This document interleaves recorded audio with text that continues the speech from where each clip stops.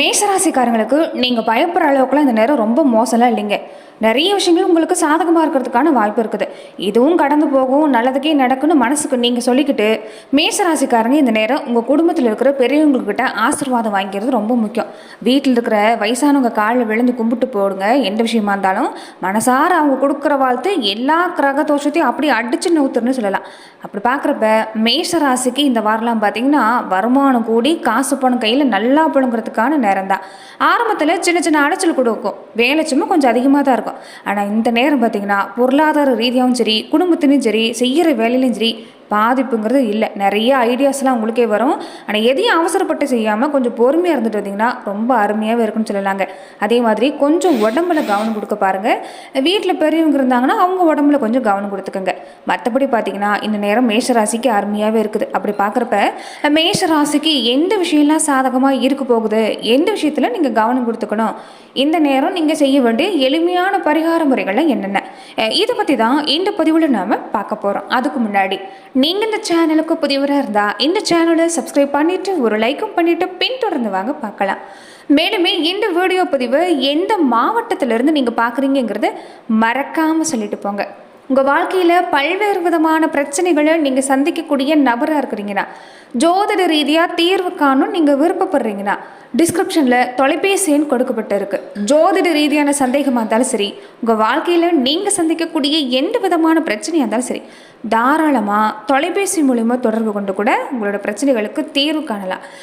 மேஷராசிக்கு கிரகத்தோட அடிப்படை அமைப்புன்னு பார்த்தீங்கன்னா இந்த நேரம் ஒரு பெரிய போராட்டம் நடந்துக்கிட்டு தான் இருக்குது. வெளியே பார்க்க நல்லா சிரிச்சுக்கிட்டே சுறுசுறுப்பாக இருந்தாலும் உள்ளுக்குள்ளே நீங்கள் ரொம்ப கஷ்டப்படுறீங்க.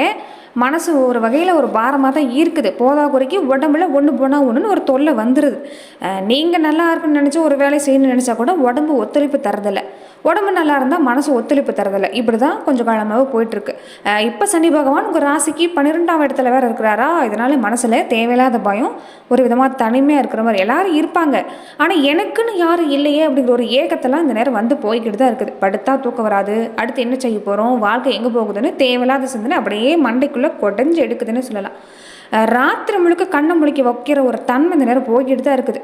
போதா குறைக்கு மனசில் பாரம் ஒன்று போனால் ஒன்று. அதே நேரம் ராகு வந்து 11ஆம் இடத்துல இருக்கிறாருல, காசு பண்ண சம்பாதிக்கணும் வெறியில இருக்குங்க. ஆனால் அதே நேரத்தில் நாம் போகிற பாதை சரிதானா இல்லை நம்மளை வந்து எல்லோரும் ஏமாத்துருவாங்களோன்னு ஒரு சந்தேக பற்றியும் மனக்குழு பற்றியும் கொடுத்துட்ருக்கிறாரு. 5ஆம் இடத்துக்கு ஏது பூர்வ புண்ணிய ஸ்தானத்தில் உட்காந்துருக்கிறார். இதனால் நம்ம குடும்பத்தோட வாழ்க்கை, குழந்தைகளோட வாழ்க்கை இவங்களாம் என்னாகும், நம்ம பேச்சை கேட்க மாட்டாங்கிறாங்களேன்னு ஒன்று தோணும். நம்ம இவ்வளோ செய்கிறோம், சொந்த மதத்துக்கெல்லாம் நல்லா செய்கிறோம், ஆனால் நம்மளை புரிஞ்சிக்க மாட்டாங்கிறாங்கன்னு ஒரு பெருசாக ஒரு விரக்தி. என்னென்னா எல்லாம் விதி, எங்கேயாவது சாமியாராக போயிடலாமாங்கிற அளவுக்குலாம் கொஞ்சம் யோசிக்க வைக்கிங்க. இந்த நேரத்தில் மேஷராசிக்காரங்க நீங்கள் பயப்பட வேண்டிய அவசியம்லாம் இல்லை. சந்திரனோட அமைப்புலாம் பார்த்தீங்கன்னா எப்பவுமே 2.25 நாளைக்கு ஒரு தடவை வந்து சந்திரன் மாறிக்கிட்டே தான் இருக்கிறாரு. இந்த வாரம் சந்திரனோட நகர்வு சனி ராகுவோட பார்வையில் வரதால மேஷராசிக்காரங்களுக்கு ஒரு நிமிஷம் நல்லா இருந்தீங்கன்னா அடுத்த நிமிஷம் அப்படியே கொஞ்சம் மாறுங்க. உள்ளுக்குள்ளுக்கு இருக்கிற கவலை வெளியே சொல்ல முடியாமல் இருக்கிறதால வீட்லேயும் சரி பெற்றவங்ககிட்ட சரி சட்டுன்னு எரிஞ்சு விழுந்து கோபத்தை காட்டுருவீங்க. அப்புறம் அடடா அவசரப்பட்டுட்டமேனு கொஞ்சம் வருத்தப்பட்டு தனியாகவும் உட்காந்து வருத்தப்படுவீங்க. இந்த விஷயம்லாம் தான் உங்களுக்கு பாதிப்பு தரத்துக்கான வாய்ப்பு இருக்குதே தவிர மன ரீதியாக கொஞ்சம் உங்களுக்கு நீங்கள் எடுக்கிற வேலையில் இதுதான் மந்தத்தை ஏற்படுத்துமே தவிர மற்றபடி பார்த்தீங்கன்னா மேஷராசிக்கு அருமையான பலன் தான். பண வருமானம் இல்லைன்னு நினைக்காதீங்க. இந்த நேரம் பண வருமானம் கண்டிப்பாக கொண்டு வர முடியும். ஆனால் வர்ற காசு என்னென்னா தேவையில்லாத செலவாக தான் கொஞ்சம் போகும். முடிஞ்ச வரைக்குமே கையில் காசு வருமானம் வந்தால் முதல்ல வந்து கடன் அடைக்க பாருங்கள். சொத்து பத்து விஷயமோ இல்லைன்னா காசு கொடுக்கல் வாங்கலோ எதுவாக இருந்தாலும் வாய் வார்த்தையில் வச்சுக்கிறது வேண்டாம். எழுத்துப்பூர்வமாக ஒரு காகிதத்தில் ஒரு ஆவணமாக பார்த்து நீங்கள் பண்ணிக்கிறது பரவாயில்ல. குடும்பத்தில் எப்படி இருக்கும் அப்படின்னு பார்த்தீங்கன்னா குடும்பத்தில் பார்த்தீங்கன்னா பாதிப்பு இல்லைங்க. சின்ன சின்ன செல்ல சண்டை தான், அதுவும் வந்து பாசமாக ஒன்று கூடிக்குவீங்க. பெருசாக பாதிப்பெல்லாம் இல்லை, நிம்மதியெல்லாம் இருக்குது. பங்காளிங்க வகையில் சொந்த பந்த வழியில் சின்னதாக வாய் தகராறு வருங்க, மனஸ்தாபம்லாம் வர்றதுக்கு சான்ஸ் இருக்குது. அதனால் கொஞ்சம் முன்கோவத்தை குறைச்சிக்கோங்க. அவங்க வந்து கொஞ்சம் மனசை கஷ்டப்படுத்துகிற மாதிரி பேசினா கூட இந்த நேரம் கம்முன்னு போயிட்டால் எந்த பிரச்சனையும் இல்லை. ஏன்னா விட்டு கொடுத்து போகிறவங்க கெட்டு போக மாட்டாங்க. அதே மாதிரி இந்த நேரம் என்னென்னு பார்த்தீங்கன்னா குழந்தைங்க வழியெல்லாம் பாதிப்பு இல்லைங்க. நல்ல செய்தி இருக்குது. ரொம்ப நாளாக குழந்தை பாக்கியம் தடைப்பட்டவங்களுக்கு கூட வம்ச விருத்திக்கான குழந்தை பாக்கியெல்லாம் கைக்கூடி வரதுக்கான நேரம் தான். கல்யாணம் தள்ளி போய்கிட்டே இருக்குது, இந்த நேரம் எல்லாமே அது நல்லபடியாக முடியுமான்னு நல்ல வரணம் அமையும். திருமண பாக்கியெல்லாம் நல்லா தான் இருக்குது, பேசி முடிக்கலாம்.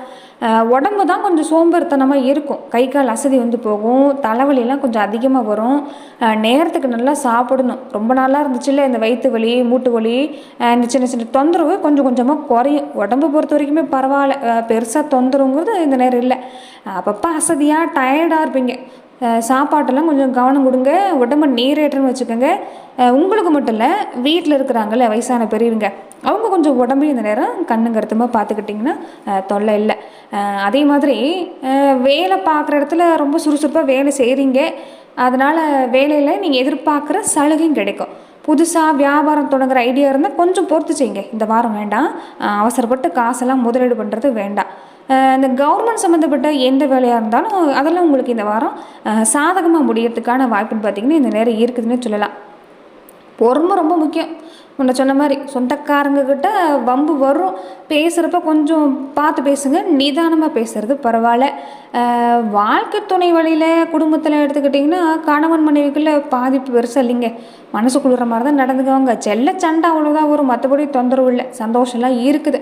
ஆனால் இந்த காரணத்தை கொண்டும் 3வது மனுஷங்களை குடும்பத்துக்குள்ளே அனுமதிக்காதீங்க. வீட்டு விஷயத்தில் அடுத்தவங்களை தலையிட விடாதீங்க.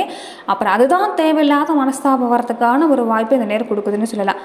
அதே மாதிரி புதுசாக முயற்சி செய்கிறது இப்போதைக்கு ஆரம்பிக்கிறது வேண்டாம். கையில் இருக்கிற காசை புது வியாபாரத்தில் இறக்குனீங்கன்னா அது கொஞ்சம் இழுபறியாக தான் இருக்கும். ஏற்கனவே செஞ்சுட்டு இருக்கிற தொழிலில் சுறுசுறுப்பாக கவனிங்க, நல்ல லாபம்லாம் இருக்குது, ஆனால் செலவு பின்னாடியே வந்து நிற்கும்.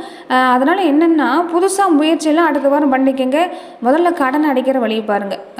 நிலம் விஷயத்தில் ஒரு தோட்டந்துறவெல்லாம் வாங்கணும்னு நினைக்கிறேன், அதை வந்து பண்ணிக்கலாமான்னா அதுக்கெல்லாம் நல்லா தான் இருக்குது. சொத்து வாங்குகிற யோகம்னு எடுத்துக்கிட்டிங்கன்னா இந்த நேரம் பரவாயில்ல. புதுசாக வண்டி வாங்கணும் இதெல்லாம் எடுக்கணும்னு நினச்சிங்கன்னா தாராளமாக வாங்கிக்கலாம். அது உங்களுக்கு ராசியாகவும் யோகமாகவும் இந்த நேரம் அமையுதுன்னு சொல்லலாம். அதே மாதிரி புது வீடு கட்டணும்னு நினைக்கிறேன், பூமி பூஜை போடலாமா இந்த நேரம் அப்படின்னா புது வீடு பார்க்குறதுக்கு இந்த வாய்ப்பெல்லாம் நல்லா தான் இருக்குது, பூஜை போடுறது கூட நல்லா தான் இருக்குது. அதே மாதிரி கல்யாணம் தள்ளிக்கிட்டே போயிருக்கிறவங்களுக்கும் பரவாயில்ல, இந்த நேரம் உங்களுக்கு அருமையான பலன் தான் காத்திருக்குன்னு சொல்லலாம். அதே மாதிரி மேசராசிக்காரங்க இந்த நேரம் உங்களுக்கு பார்த்திங்கன்னா மற்ற விஷயம்லாம் உங்களுக்கு எந்த விதமான பாதிப்பு இல்லை, கொஞ்சம் பேச்சில் மட்டும் கவனம் கொடுத்துட்டு இருந்தீங்கன்னா உங்களுக்கு எந்த தொந்தரவும் இல்லைங்க, ரொம்ப அருமையான பலன் கிடைக்கிறதுக்கான நேரம் தான். ஏன்னா மற்றவங்க ஒரு பாதையில் போனால் மேசராசிக்காரங்க தனியாக ஒரு பாதையில் தான் போவாங்க. யாருமே செய்ய தயங்குற ஒரு வேலையை இதை நான் எப்படி செஞ்சு காட்டுறேன் அப்படின்னு தைரியமாக கையில் எடுக்கிறவங்க நீங்கள் தான். இந்த நேரம் நீங்கள் ஆரம்பித்து வைக்கிற விஷயம் எல்லாமே நல்லா தான் இருக்குது, ஆனால் இந்த வாரத்தில் கொஞ்சம் வேண்டாம். கொஞ்சம் வெளியில் பார்க்குறதுக்கு தோணலாம், வெடப்பா முரட்டத்தனமாக கோபக்காரங்க மாதிரி தெரியுறீங்க, ஆனால் நீங்கள் கள்ளங்கப்படலாத பச்சை குழந்தை மனசுன்னு உங்களுக்கும் தெரியும், மற்றவங்களுக்கும் சரி இந்த நேரம் தெரியறதுக்கு வாய்ப்பு இருக்குது. மனசில் ஒன்று வச்சுட்டு வெளியே ஒன்று பேச தெரியாதுல்ல, அதனால் இந்த நேரம் மாறும். உங்கள் காயப்படுத்தினவங்க கூட மாறி உங்களை தேடி வருவாங்க. கோபம் மட்டும் படாதீங்க எந்த இடத்துக்கு போனாலும். அதே மாதிரி கொஞ்சம் வந்து ரொம்ப கஷ்டப்பட்டு தான் அந்த நேரம் வந்து பாடுபடுறீங்க, அது சொல்ல இல்லாமலாம் இல்லை. யோசிக்காமல் எங்கேயும் தூக்கி கொடுக்குறது வேண்டாம். கொஞ்சம் வந்து நீங்கள் மிச்சம் பிடிக்கிறதான் பரவாயில்ல. என்னென்னா வர்ற நாளெல்லாம் கொஞ்சம் டக்குன்னு செலவு இருக்கும்ல, அது வந்து சமாளிக்கணும். அடுத்தவங்க கிட்ட வந்து நீங்கள் வாங்கக்கூடாதுன்னு நினச்சிங்கன்னா கொஞ்சம் கையில் சேமிப்பு இறுக்கி பிடிக்கிறது தான் பரவாயில்ல. மற்றபடி பார்த்திங்கன்னா அருமையாக இருக்குது.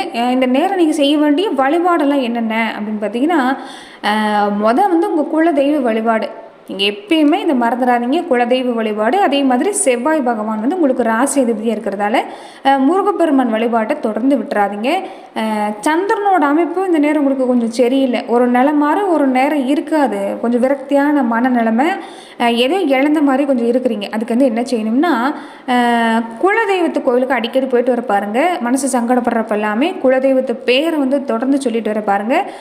அதே மாதிரி என்னென்னா அலைவாயிர மனசு அடங்கணும் அப்படின்னா திங்கக்கிழமை அன்னைக்கு உங்கள் ஊரில் இருக்கிற மாரியம்மனோ காளியம்மனோ துர்க்கையம்மன் கோவிலுக்கு போங்க. அம்மனுக்கு ஒரு எலுமிச்சை பழம் வாங்கி கொடுத்து மனசார வேண்டிட்டு வாங்க. தாயோட மடியில் உட்காந்த பிள்ளைக்கு வர்ற அந்த நிம்மதி மாதிரி கண்டிப்பாக உங்களுக்கு ஒரு நிம்மதிங்கிறது கண்டிப்பாக கிடைக்கிறதுக்கு வாய்ப்பு இருக்குது. முன்ன சொன்ன மாதிரி குடும்பத்து பெரியவங்கக்கிட்ட ஆசீர்வாதம் வாங்க பாருங்கள், அது ரொம்ப ரொம்ப முக்கியம். எப்பேற்பட்ட கிரகதோஷமாக இருந்தாலும் போகிறதுக்கான வாய்ப்பு பெரியவங்களுடைய ஆசீர்வாதம் தான். ஆனால் அதே மாதிரி குடும்பத்தில் என்ன தான் சங்கடம் வந்தாலும் சரி வாழ்க்கை துணையை மட்டும் கண்கலங்க வைக்காதீங்க.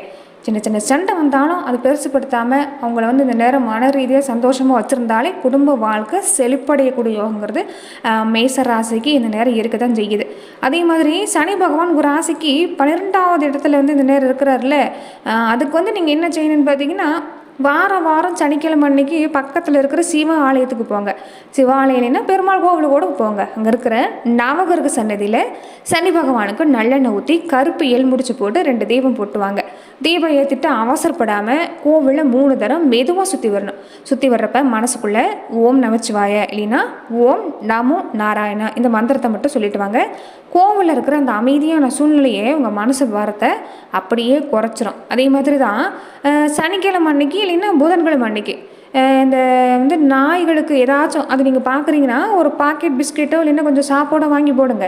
வாயில்லாத ஜீவன் வயிறார சாப்பிட்டா கேதுவோட அந்த விரக்தி குணம் நம்மளை விட்டு ஓடி போகும்.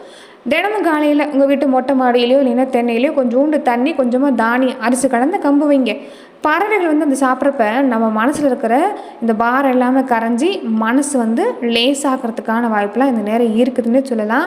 இந்த விஷயத்தை மட்டும் சரியாக செஞ்சுட்டு வர பாருங்கள். நிச்சயம் மேசராசிக்கு இந்த வாரம் எல்லாமே ரொம்ப அருமையாக தான் இருக்க போகுது. பாதிப்புங்கிறது பெருசாக இல்லை, மனசில் தான். அதனால் மனசை மட்டும் தளர விடாமல் இருக்க பாருங்கள். நிச்சயம் இந்த வாரம் நல்ல மாற்றம் தான்.